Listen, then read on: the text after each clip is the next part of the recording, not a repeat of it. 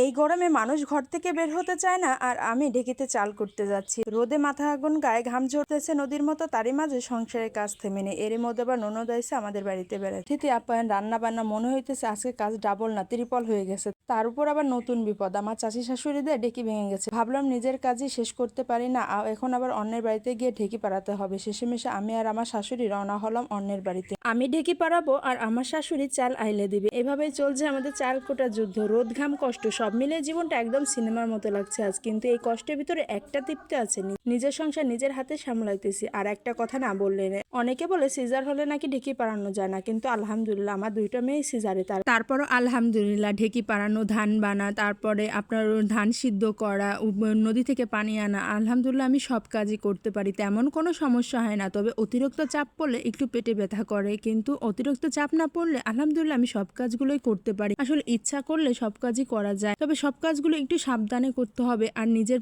শরীরের দিকেও খেয়াল রাখতে হবে। অলসতা করলে তো আর হবে না, সংসারের কাজগুলো তো আমাকেই করতে হবে, তাছাড়া তো আর কেউ নাই যে সে করবে। আমার স্বামীরা 5 ভাই 1 বোন।